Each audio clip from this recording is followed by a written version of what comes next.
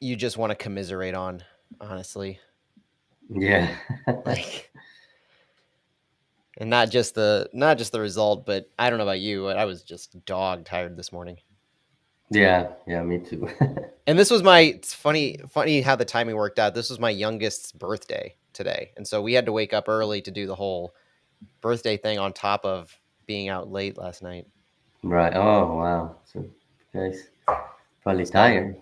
yeah, if you ever hear about how parents have to put on kind of like a face to mask whatever's going on in their life, that's what I felt this morning, where I woke up and I'm Mm. like, oh, this was just the worst possible night. Yeah. And suddenly it's the best possible morning. No. Well, I think you guys can kind of forget about last night and put a good face for her. Let's get ready to get this going, and we'll talk it through. Let's do it. And if you see anything in the chat today, let me know too, because I might miss certain things if people say Okay. something. Okay.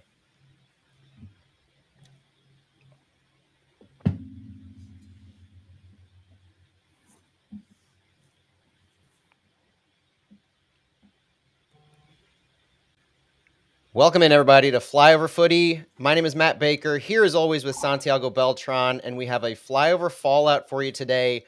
Fallout is probably the most appropriate word we could come up with, not just for our regular recap shows, but this game in particular. We're here to recap the 4-1 loss to Sporting Kansas City at City Park on Sunday, October 29th, the first ever St. Louis City SC playoff match. It was nothing as we hoped it would be, but we're here nonetheless to recap it. Santi, how are you doing? Doing great, Matt. Yeah, obviously not the result everybody was expecting, but we're here for the good moments, the bad moments, and there is still one game to go at Kansas next week, and without aggregate goals being taken in consideration, the team just needs to win to bring the series back to St. Louis. That's the thing to remember as we go through this. We're obviously focusing on what happened this weekend on Sunday night because that's what we need to look back on before we can move forward. But big picture, aggregate goals don't matter. It's wins and losses. We have two more games that we could take this series in. We have a long week ahead of us, but we're going to get through it. We're going to look back to see maybe what are some lessons learned that we could carry forward and look forward to the team correcting going into the next game. But aggregate goals don't matter. This -3 goal differential, put it away, put it out of your mind after we're done with this and look forward, because whether it's PKs, whether it's wins in regulation, that's all that matters. We know St. Louis is going to have a contingent going up to support the team in Kansas. So it can be everything that we need it to be after this. Santi, like we usually do, let's start with the starting 11. Give us some thoughts on what we expected going into it. And then we're going to hear a quote that I'm going to read from Roman Berkey that really kind of it sets the tone, I feel, for this entire conversation. So the starting 11 wasn't anything we were unfamiliar with. Roman Berkey, Anthony Markanek, Joachim Nilsson, Tim Parker, Jake Nerwinski, Jabulu Blom, Edu Leuven, Jared Stroud, AZ Jackson, Indiana Vasilev, and Klaus. A 4-2-3-1. It was a similar lineup that we've run before. We've run a 4-2-3-1 against SKC before. When asked post game, it was interesting. The comment post game was related more to the lack of a second striker Mm-hmm. and perceiving sending AZ in, or I feel AZ's name can be plug and play for AZ Stroud or Indy at this point, but it was specifically asked about AZ. And Carnell said, I don't think I didn't start a striker. Might have been Joaquini or Sam. You know what I mean? We chose to go with the extra 10 in the midfield. I thought we had to create a few more passing lanes between the lines, and it didn't really set up the way we wanted to. I thought we were a little bit too passive for that on the night. We'll just have to see what we decide coming over the next couple of days, but that was the decision we went with tonight. But, I don't think there was any guarantees that it would have been Nico or Sam. So I was encouraged when I saw this lineup. I know Jared Stroud is a firecracker. He's a hustler. You can say whatever you want about him later in the games, but he overall brings an intensity to the game. We talked earlier about AZ and Indy being in good form and hoping to see them in the starting 11. So what did you think about this look and the single striker approach? Well, the lineup was very similar to what we expected, except for Stroud starting being on the starting 11 and Sam Adeniran not being there. That's what we expected. We expected to have two strikers, but yeah, I was a little bit surprised, especially at home, and knowing that Sam Adeniran match up well against Jake Davis in some of the previous games. So I was surprised we didn't go with the two strikers. But at the same time, I was thinking, well, maybe there is a plan. Having that 4-2-3-1 will allow the team to counter attack and create spaces, but it didn't materialize. Yeah, the second 10 approach is really what caught my eye. That's why I say you could plug and play AZ's name for Stroud or Indy. And I felt like it was Indy and AZ doing that dual 10 underneath Klaus, with Stroud more or less roaming. And I think that may have played into some of the issues that we'll talk about related to our passing and our ability to move the ball up. But personnel wise aside, Roman Berkey had a very interesting post game comment when asked about the preparation for the game. Roman kind of laughed a little bit to himself when asked how the team prepared and what went into this game. And this is a direct quote, as best I can type from transcribing it, saying, "I'm not always with the team," Roman Berkey said. "I do some goal keep stuff first with Alex Langer, and the intensity is always good. Just what I can tell you when they use us in the training and stuff is a little bit like, I was young too. And sometimes you think, today I don't feel really good, but it doesn't matter because the game's on Sunday and we still have time. Then after a game like this, you ask yourself, what's the reason? And sometimes that happens. It happened last week at the preparation for this game, but I'm sure that the guys will understand that's how you train and that's how you're going to play. The game is just the reward for the work you put in during the week to prepare yourself. It's difficult to change something on game day or during the game, how you're going to feel or how you're going to perform based on how you did in training. Santi, we don't get to see all of the training. We just get to see a snippet throughout the week.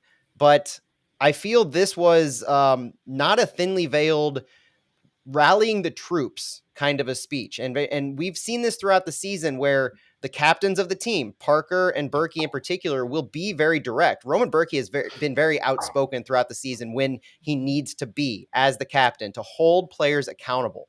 And it really felt like this was a moment where he was holding players accountable, knowing what they're going to have to do in the coming week. Yeah, he's so honest when he speaks to the media. But I was still surprised when he mentioned this. But yeah, yesterday I felt like the team wasn't there for moments, and this could be part of it. I don't know if some players are happy with just being in the playoffs, and then if you get something else, great. But it's just could be that some people are reaching that point where yeah, we're here. It's better than what a lot of people expected, but hopefully that will be corrected this week in training. I'm sure there will be some conversations, and the intensity will pick back up, and the team will be ready to face Kansas City. The intensity is the thing to keep in mind, because when you see how some of the stats played out, how the eye test was passing, you could see a St. Louis City team that really didn't seem to have a lot of intensity on the press, a lot of focus in those push points, and it seemed to enable a consistent amount of SKC dictating the pace. That was one of the keys to the game that we spoke of last week, is that St. Louis has to dictate because both of these team styles are at odds. SKC likes to possess, St. Louis likes to press the ball. And when you have teams that want to do opposite things, whichever team dictates the pace of play is the one that's going to win out. What we didn't expect to see is that SKC went back to what I would say like previous iterations of a Peter Vermes Sporting Kansas City team, where they did like to press, and they haven't been this Mm-hmm. team lately, but it worked flawlessly against St. Louis City. At the end of the day, we were looking at a 58% possession by St. Louis, 42 by SKC. We were looking at expected goals of zero point 0.8 for St. Louis, 1.6 for SKC. Total passes, where St. Louis usually is middling in the 300s or so, St. Louis had 458 passes to Sporting KC's 340.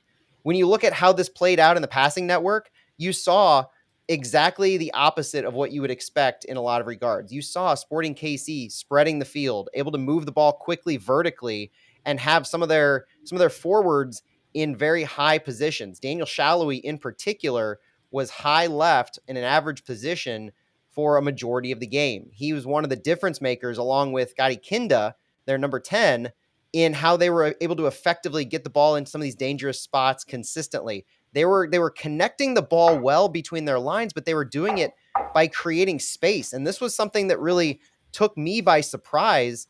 And it was a factor that I don't think any of us expected in how these teams usually match up. This is one of the reasons why I didn't want to play against Sporting KC when there were five options before decision day, because Peter Vermees, he has so much experience, and they had already lost to City at City Park twice, with City scoring 4 goals in each game. I knew, I had a feeling they were gonna do something different, and yeah, they chose a different approach. And as you mentioned, they press more, and the stats for possession also show that they gave the ball to City, and instead of doing what they usually do, and they try to be more vertical. So yeah, it'll be interesting to see how City goes to Kansas on Sunday, knowing what happened last night, and what Kansas City could do if they give them the ball. There were a lot of some of these advanced stats that tell the story on what we saw with our eyes. Long passes was an interesting measure of how these teams move the ball up the field. This is the stat that really shows the verticality that St. Louis usually dominates in any given game. A long pass is defined as a pass greater than 30 yards. St. Louis was 31 of 65, so we had 65 pass attempts that were long. SKC, while they had the same number of completed at 30, they had 83 attempts, almost 20 more long passes attempted, and St. Louis led in both the short and the medium passes. So this really shows the inability of St. Louis to stretch the field wide like they usually do to create the volume of chances, and they were kind of stuck middling the ball in their central midfield. Edu Leuven, Joachim Nilsson, Tim Parker, Jabulu Blom, all four of them led the team in number of pass attempts. So it's not like the ball wasn't being attempted to move through the midfield. We just weren't able to spread the ball out wide. And when you look at getting the ball into the final third, into the penalty box, through the entire game, St. Louis only had 2 completed passes into the penalty box. Sporting KC had 9. The volume, again, wasn't there for St. Louis.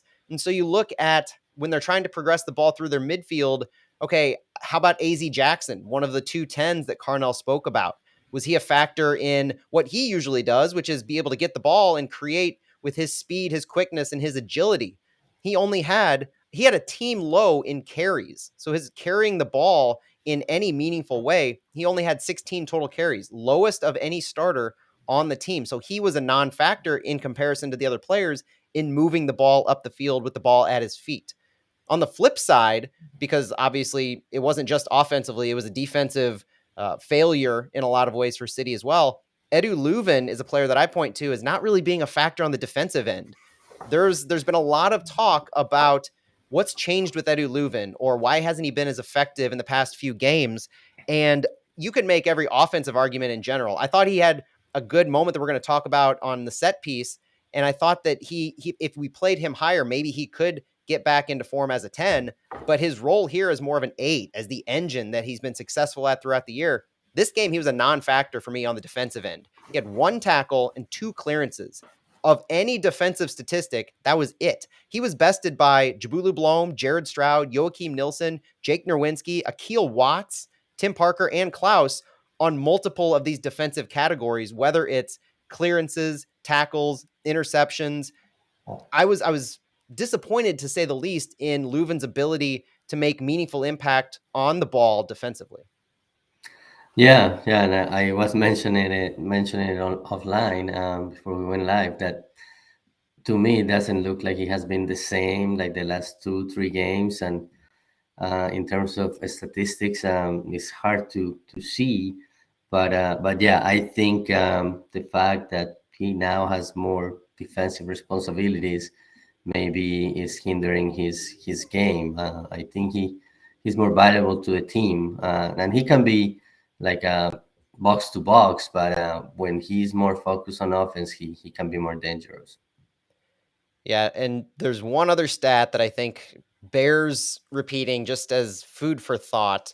And it was Taylor Twellman who tweeted this out post game that Joachim Nilsson, a guy who we really don't ever have many negative things to say about individually. I think this is more of just an indication of maybe team chemistry to an extent, or how the fullbacks and the center backs are playing with him in the game. He's started 8 games, City's won one, and we've conceded 15 goals in those 8 games. Down the stretch, we have not been near as crisp of a defensive team as we were earlier in the season.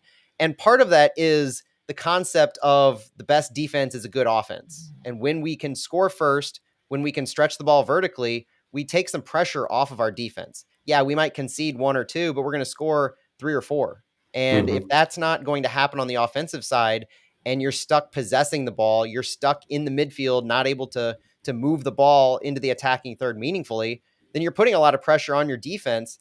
And SKC did a great job of exploiting that by creating some of the space that we were worried about. Yeah, yeah, they did a good job, and they did things that they didn't do in previous games. And as I said, like playing Peter Vermees, a Peter Vermees team multiple times, that's the things you can face yourself when you go that fourth, fifth time, especially in this case that City had already won 2 games. So yeah, Sporting KC did a good job last night, but at the same time, we already mentioned that for portions of the game, that intensity wasn't there. Yeah, let's look at another Roman Berkey quote. Post game, he said, "We had problems when they had a goal kick and they played a long ball. It's usually easy for us to defend, but this time today we had a lot of problems, and it was just like unusual. No pressure on the ball, letting the guy shoot, no blocking the shot up front, which is not enough. I would just say, I would say just not, yeah, deadly enough. The shots we had were mostly on the goalie, easy saves, and so let's get into some of the game flow where you're going to see and you're going to hear some of the descriptions of some of these goals. And yes, they created these moments, but these were some pretty incredible shots that SKC had for a lot of their goals. And the defensive mistakes, all they did really was open up space for the shooter to make some really impressive shots overall. First half started, and I thought there were some early chances for St. Louis. Bradley Carnell spoke post game too about some of those moments that they missed, and I think Hmm. one moment or 2 moments early they missed after the 20th minute. The first was a 21st minute Indiana Vasilev shot from distance where the ball kind of pinged around and came to his feet over on the left side, and he put a pretty hard shot on, but unfortunately it was right on, as Berkey alluded to. And the second was an Edu Leuven free kick at 25 minutes, and if you watch the replay, listen to the announcers, Jake Ziven kind of, I think, says it looked like Leuven was going for goal. I don't know. I think I disagree with that notion because it was a free kick from our left side, and the ball was pretty close to the ground the entire time. And you can see Joachim Nilsson break free, and Leuven looked a little frustrated at something when that play finished. So to me, it was more he saw a potential for one of the players to break free and to poke the ball in. I don't know what you saw, but that definitely didn't look like a shot on goal to me. Yeah, no, I don't think it was a shot on goal. And right before he shot it, you could also see Tim Parker kind of breaking free, but I don't know if he tripped or what happened, but he went to the ground right before Leuven shot it. So I think he was basically he shot it to that second post a little wide and hoping that somebody will get it there. And it was either Nilsson or Parker, but Parker wasn't on the play anymore. Yep. So let's look at the goals. And like we usually do during a loss, the reason that I like to go over the goals and the build up to the goals is it's a way for us as fans to understand what led to the breakdown leading to the goal. So something had to have gone wrong in most sequences. We don't usually get beat at our best for goals. We have a defensive breakdown, we have a transition loss, something happens, and I feel knowing the framing of the goals helps. So 27th minute, it was a Logan and Denbe goal from Alan Pulido and Gadi Kinda. I think this one started. There's a strong argument to say that Jared Stroud's giveaway pass in the sequence before this actually led to it. He was trying to lead Klaus or AZ upfield, one of those long pass attempts, right? In the sequence before this, and City never recovered the ball. It was a Berkey clearance after that sequence that really led to the throw in and the goal play. And on the throw in, it was on SKC's right side, so City's defensive left. The ball was played in by Jake Davis, trying to reach Kyrie Shelton, but it was intercepted by Anthony Marcanic. Marcanic headed the ball down, not really to anyone in particular, but it was gathered by Alan Pulido near midfield. Pulido plays it quickly to Gadi Kinda, back to Pulido, who plays the ball between all of Jabulu Blom, Edu Leuven, and AZ Jackson, that spine of the midfield, as he makes his way to the middle of the field. As Pulido makes his run in, you can see every single City player in the area converge centrally. All eyes are on Alan Pulido for this play. Jake Nerwinski is marking Daniel Shallowy, who's at the top of the box centrally. Again, previous matches have shown how dangerous they can be in those scenarios, so makes sense for City to cover. You see Indiana Vasilev moving in on Pulido from a little outside of the box in the mid, and then Logan Ndembe, the left back, has about at least 30 yards of space wide to the left, his left. He sees it. He moves into the attacking third where he receives the pass, wide open shot at the top of the box near that left channel, and he puts it in the left corner. KC's up 1-0. And it's also worth saying Logan Ndembe's first ever professional goal.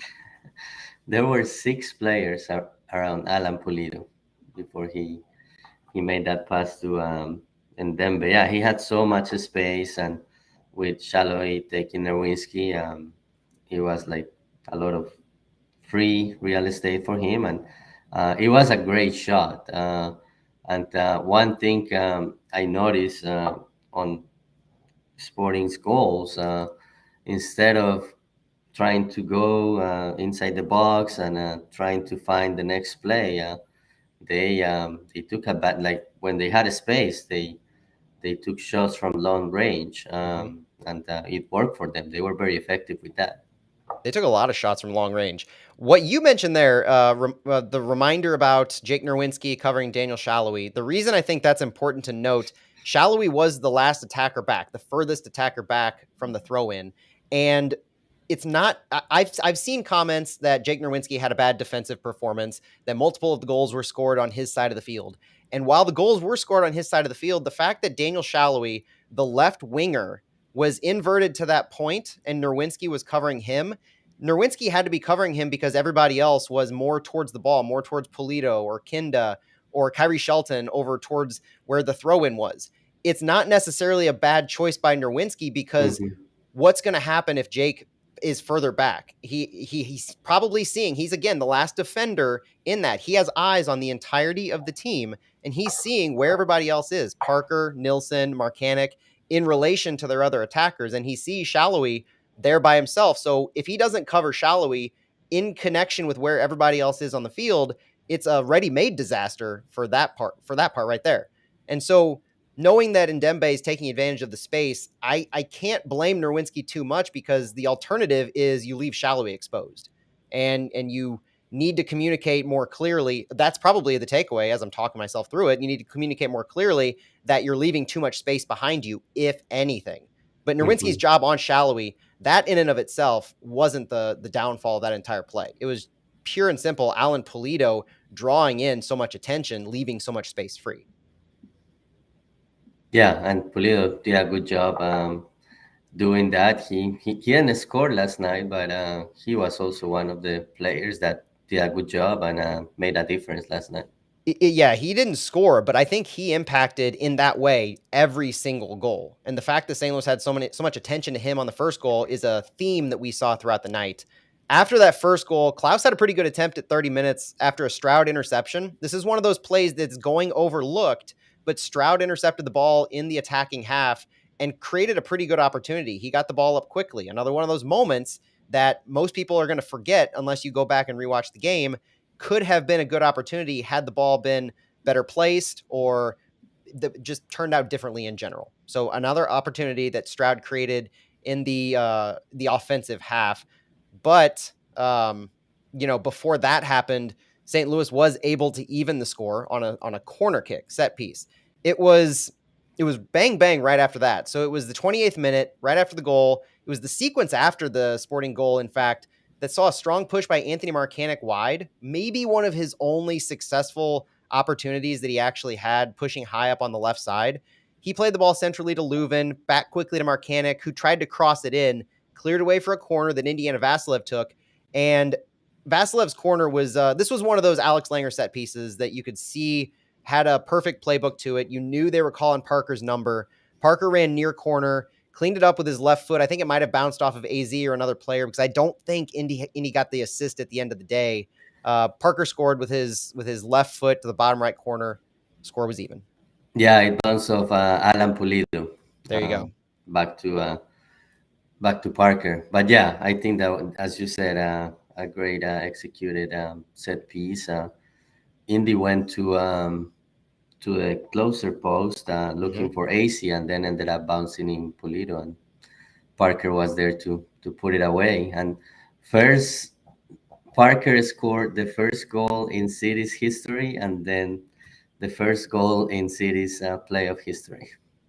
You love the poetry in those kind of moments. It was and it if St. Louis was needing to get back into this game, forcing set pieces was probably one of the best ways to do it, to control what they can control. Things aren't going the way they want to in possession and their ability to stretch the field. And so you create those chances. You take the volume chances by Marcanic sending the ball in. When we look at the number of shots here in a minute, in the XG, you're going to see a pretty similar story to the number of shots and shots on goal that St. Louis had in their game in Kansas, a game that we lost. And when that happens, we've talked about the themes going on. Volume is king for St. Louis, and a team that clearly and consistently overperforms their expected goals. You need to have the volume that kind of compensates for that, because more often than not, we've been able to find success on our individual players with the high volume amount of shots. Set pieces being a key part of that, where we are top of the league in set piece goals. It was great to see the team answer so quickly, just a minute later. And then things kind of just started to come off the rails here. The 38th minute, or 36th minute rather, just about 9 minutes after that, it was a goal kick from Tim Melia long into SKC's attacking half. Joakim Nilsson got his head on it, played it back to Tim Parker a little bit. It was one of those 50-50 balls. Parker had a hard touch that actually fell again to Alan Pulido after a layoff pass to Gadi Kinda in their left channel. Kinda played it up to just about exactly the same position where Ndembe scored from, and while being chased by Nilsson, Blom, and Nerwinski. Before he attempted a shot, it was blocked, recovered by Alan Pulido, who kind of made an end around all three of them towards the end line. So he goes towards the wing area, circles around them, gets the ball, tries to pass it back centrally. It actually looks like it goes through Joakim Nilsson's legs. It's cleared away by Blom, but it's not cleared far enough. It only goes as far as Gadi Kinda again in the box. Kinda fires off a shot. It's saved by Berkey. And so in the scrum of this, it's tipped by Daniel Shallowy in the central part of the box, falls to Remy Walter at the top of the 18-yard box, who fires it past Berkey to put KC up 2-1. It was just a mad play that, again, was facilitated primarily by Alan Pulido. Yeah, and Parker mentioned in the press conference that there are a lot of instances where second balls weren't recovered or weren't clear, and this was one of those. This was one of those. And before that goal, City had gained some momentum and create. You mentioned that chance from Klaus. That was after Parker's goal, and there was another one from AC where he had a lot of space to shoot it, but the shot went like it was a really bad shot. But City was gaining momentum, and then that goal came, and that was kind of it. Yeah, and unfortunately, that goal was quickly followed just a few minutes later by what likely ended up being the nail in the coffin. And we are going to have to spend a few extra minutes to talk about this goal. It was Gadi Kinda. It was another goal. Another goal kick started this from Tim Melia. This time it was to Kyrie Shelton at midfield, who played the ball off his, we have to say, shoulder to Gadi Kinda on the Sporting left. Kinda won the ball. He won the ball as Edu Leuven goes to make a tackle, and whether you say he sidestepped him or he stepped over him, he kept the ball on Leuven's tackle that was missed, carrying the ball to just outside the 18-yard box between the mid and the left channel. He got a shot off between Blom and Nerwinski in a position that can only be described as lacking space. I don't think there was much that they were giving him. He just took the very little space that he had, and it was a pinpoint shot, beating Berkey top right shelf to put SKC up 3-1. But the goal itself wasn't the topic of conversation on this one. And I don't want to harp on this too long, but we'd be remiss because in the knee-jerk reaction the night of, and it persisted a little bit afterwards. And I think the reason that there was a more of a conversation on the handball is because of the shift it had. It was kind of a seismic shift because 2-1 is vastly different than 3-1, especially going into halftime. This happened just a few minutes before half, so there was plenty of time for people to go pause their MLS season passes and look at the screenshots and share the screenshots and try to make the argument of where the ball hit on the body.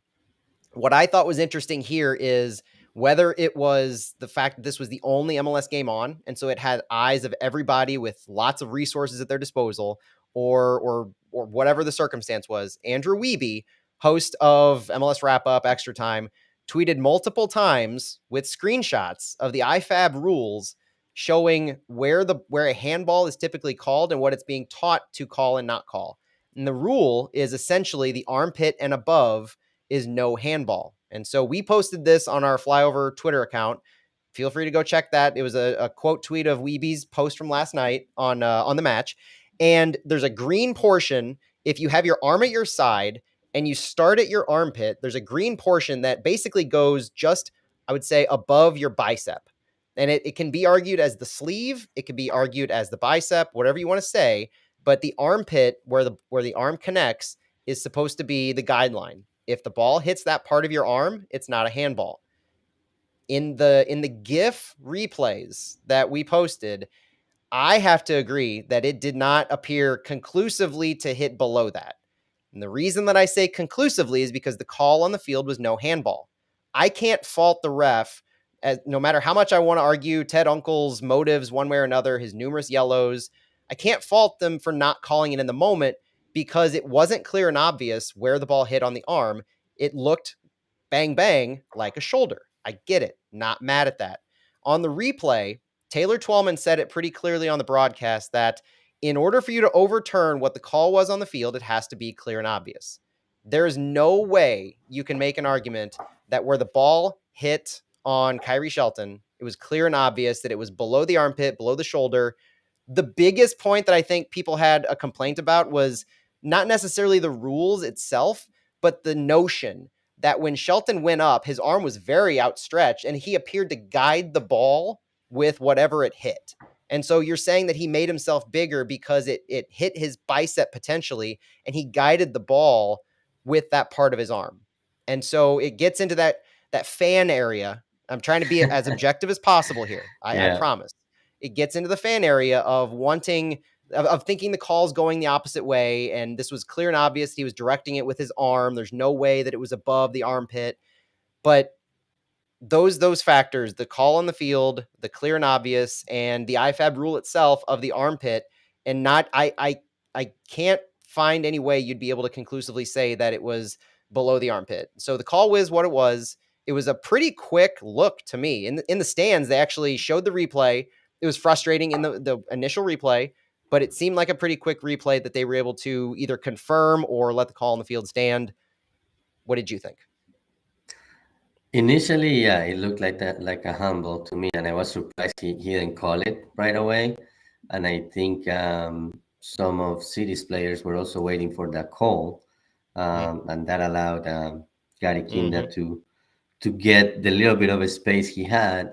But yeah, when looking at the gifs and some other pictures people posted, yeah, I think it's too close, and if there is not enough evidence, you have to stay with the call you made on the field. So that's the rule, and yeah, the argument that he guided the ball, well, the rule doesn't mention anything about that, so nothing you can do there. It's not a whole lot different than guiding it with your chest in that regard, because if they're saying that where the ball hit wasn't a handball, you can guide it however you want. And that Right. I'm sorry, but that's the fact is it's no different at that point than guiding it with your chest or your head. It's a playable part of your body. But that went into half. We ended halftime with 62% possession. We ended halftime. We ended the first half with a .21 expected goals. SKC only had .33 expected goals. So that goes to the point of they took their opportunities and they made the most of them. 3 goals off .33 xG. That's a miraculous ability to finish by Sporting, and credit to them for their individual skill in being able to take what St. Louis gave them. Felt the field was stretched way too thin for St. Louis to put the pressure on some of those shots that we needed to offset that low XG.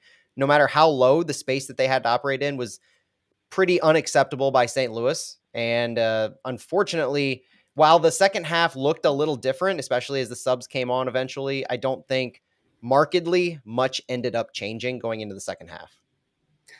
Yeah, and the one thing related to the subs and previous games, Carnell had made some substitutions at the 45th minute, 46th minute Yep. to start the second half, and I was expecting to see that this is a game you're down 3-1. It doesn't matter by how much you lose, but not sure why those substitutions weren't made to start the second half.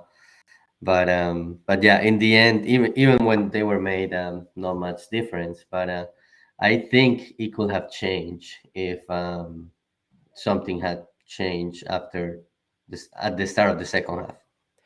Yeah, the one that I remember wanting at halftime was Sam Adeniran, who Yeah. we had a problem clearly in the first half of being able to spread the field, and we had nothing going on the right wing. And Sam is adept at that area of the field, to say the least. And he's great. And one of the reasons we wanted him to start is he's great in those 1v1 or 1v few situations when he gets the ball up as the holding striker or as the second striker, in the ability to create himself. He's scored numerous goals where you didn't think anything was possible, yet he found space with the ball at his feet to be able to finish. And he's a good finisher. That's the thing that we didn't have last night either, is good clinical finishing. And by waiting until the 59th minute to bring him in, you gave Sporting a chance to set the tone going into the second half, including a 52-minute big chance by Daniel Shallowy.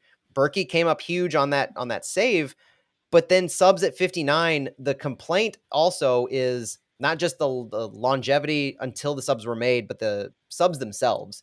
The joke that Stu had to us in our group chat is you wait until you get those subs, and one of the first subs was Kyle Hebert. I think that was Stu. I saw it. If it wasn't Stu, sorry, but I think it was one. And I get the concept, but Anthony Marcanic was very ineffective in what he was doing on the left side. I understand it wasn't working, and so you don't necessarily change the obvious in the attack. You add Sam in there for AZ, which obviously goes to the concept that 210s aren't working. So conceptually, I like the change. I think it did come too late. Totally in agreement with you on that. And I didn't necessarily like that we brought in Kyle and we kept Jake out there. I thought that really it didn't do much to move the needle on the fullback side. There had to have been a thought that defensively we were suspect on probably our left side, while Jake was needing to pull himself in a little tighter to compensate. And so by bringing in Kyle Hebert, you're allowing the back line to spread back out a little bit to cover the right side. The complaints that I mentioned earlier about Jake Nerwinski folding in or not really having the impact on the right side, well, that's probably because Anthony Marcanic was so high, and on when your defensive shape needs to Hmm. move to compensate for that, you're looking at more of a three center back look by Marcanic pushing high.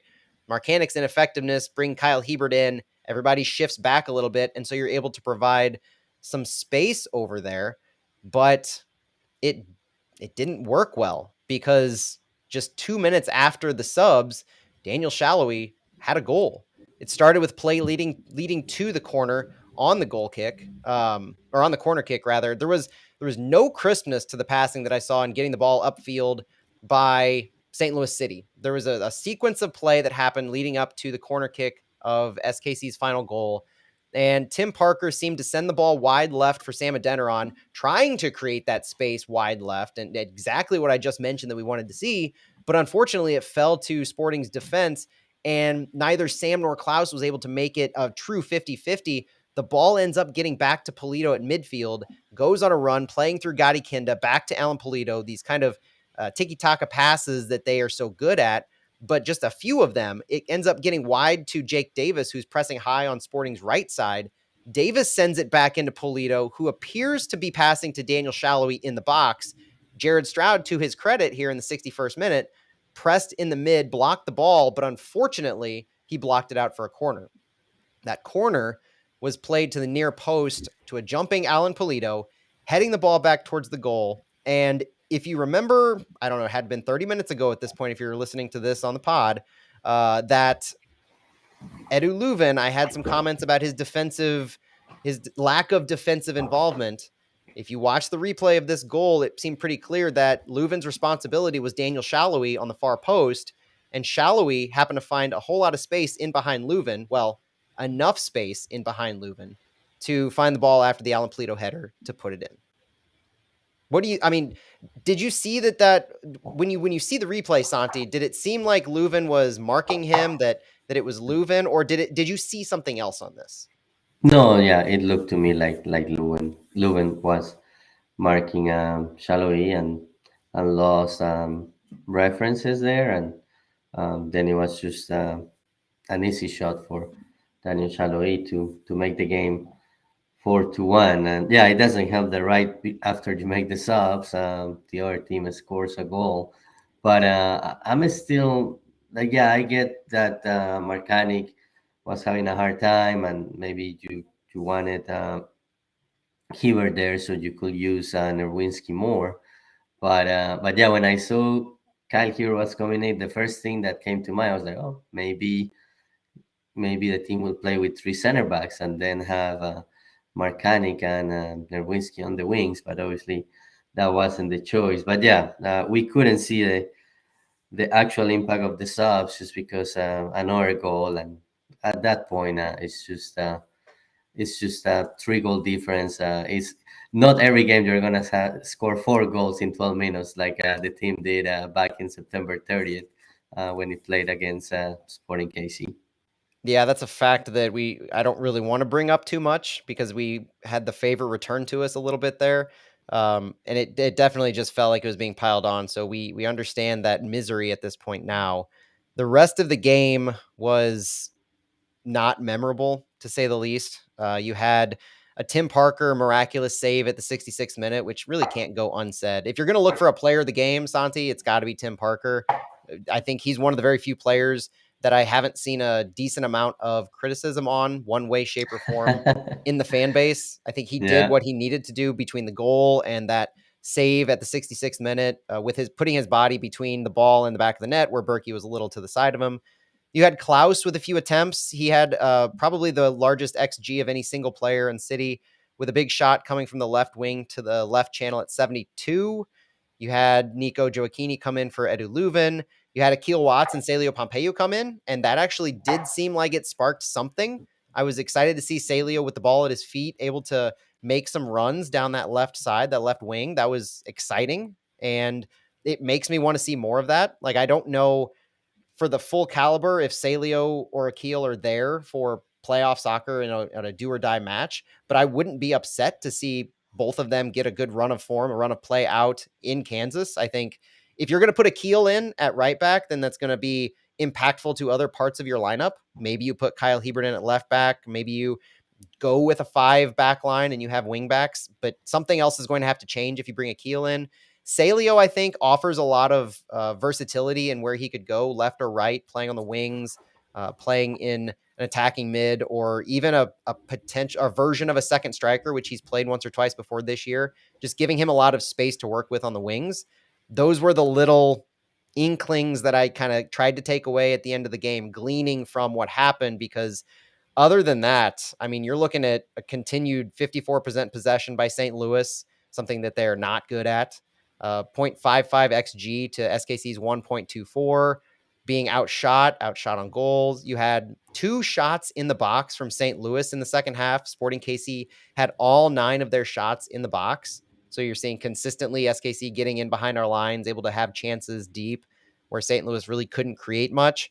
And the amount of space that Sporting had behind our defense, their ability to stretch that field, it just furthered completely flipping the script from what we thought we'd see. And like I said, I'm going to put this in a bow. It harkened back to previous Peter Vermes versions of SKC where they did do pressing a lot better and a lot more. And now the question has to be, what version of Sporting are we going to see when we go to Kansas? Because now we have that additional variable of what he can throw at us in his arsenal. Yeah, and one thing that could make a difference next game is Johnny Russell. He didn't play last night.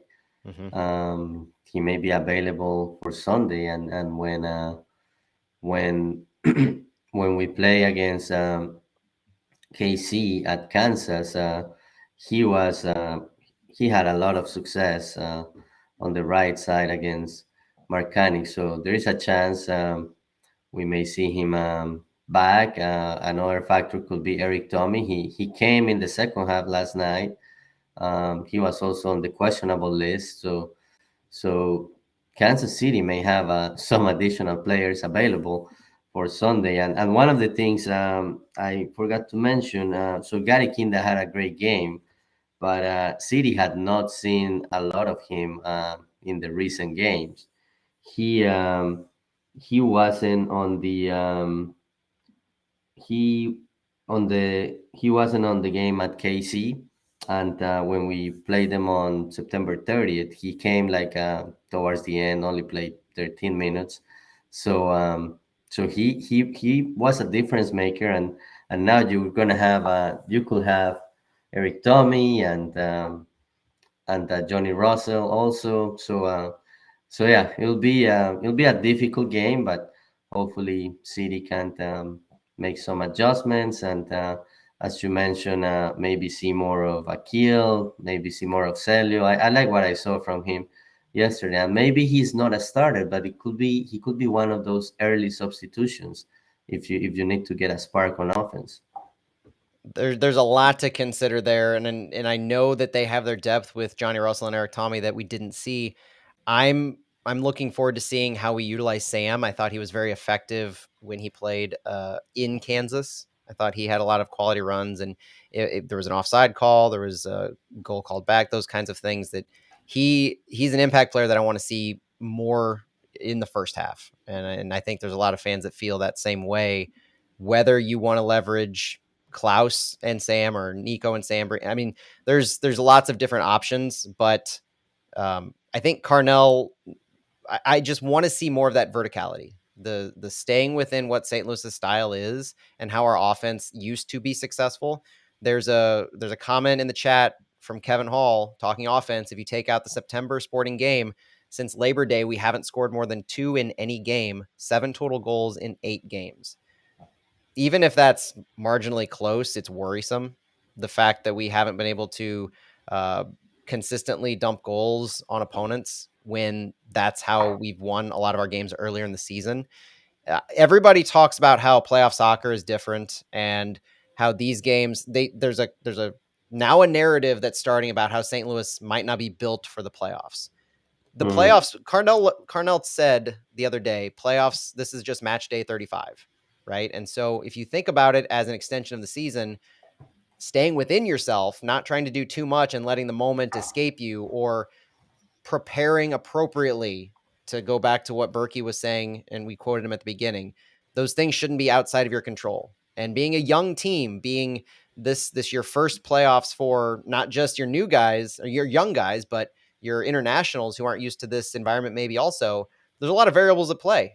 But this team has shown that they don't go on losing streaks very often and they can overcome them. We just need to see if they're able to overcome them this time, because unfortunately, this was the first time we've lost 3 straight games.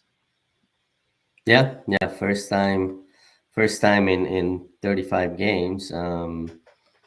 The other previous losing streaks were max 2 games, and the team was able to bounce back. So hopefully, we'll see a bounce back game on Sunday and bring it back to City Park for the third game. That's right. I had a trip planned to Mizzou for November 11th to watch the Tennessee game, and I Uh am oh. hoping beyond hope to be able to cancel that. I would love nothing more than to be staying in St. Louis for November 11th now. Basanti, we're going to be looking ahead to SKC a whole lot on our next pod. What we do have is a little bit of housekeeping before we go. We do have a giveaway. We didn't touch on it earlier. Trying to build the hype a little bit, turn the page, get the excitement going for next week in Kansas. Know that St. Louis has a ton of fans going to Kansas and will show up just like they did on the September 2nd game, I believe it was. And so we, in partnership with STL Soccer News, STL underscore soccer underscore news, and Chris Gebhart, are offering 2 free tickets to anybody who followed our pages. They subscribed to our pod. They liked a post. They told us who they wanted to see as player of the round for City, and most of the names I saw were some of the bigger names: Berkey, Klaus, Leuven. I saw a lot of Bloms in there. Tim Parker had some love. Um, Based on this first game, I think Tim Parker is probably in the lead. Roman Berkey has a good shout because he was standing on his head a lot during that game, and you can't fault him for some of those goals allowed. But let's get to it, Santi. We had over 100 entries into this. There was another, I would call it a successful giveaway for what we had. This is our second ticket giveaway, and I absolutely adore doing this because it sees a fervor in the fan base to get these going, and I love the engagement.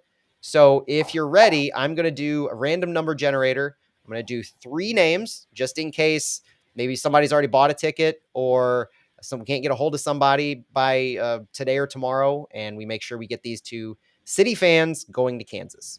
You ready? All right. Ready. All right. No drum roll, but the click.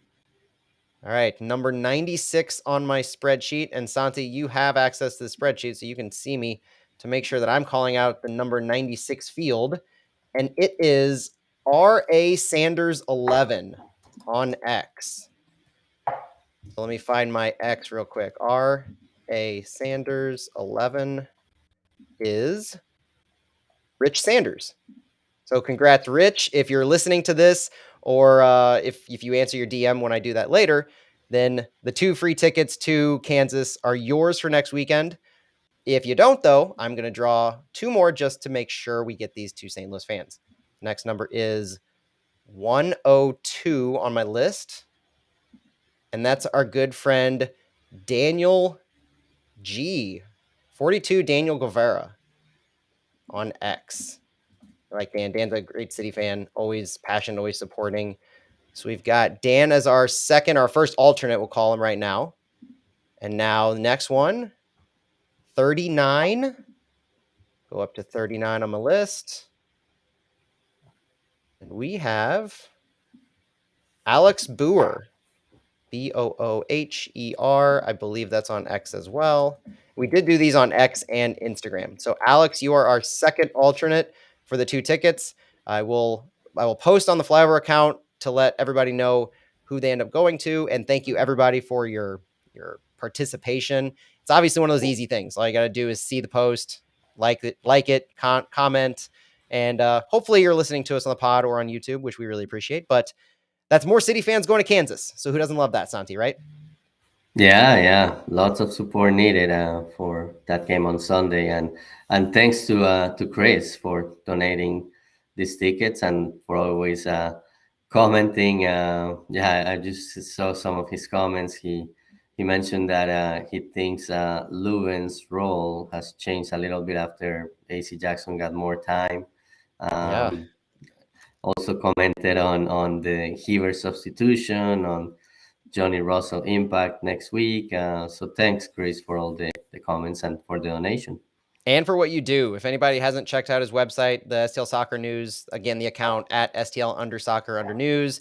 It's a source for St. Louis fans, kind of collates all of the podcasts, the blogs, the sites, Instagrams, anything that St. Louis has going on.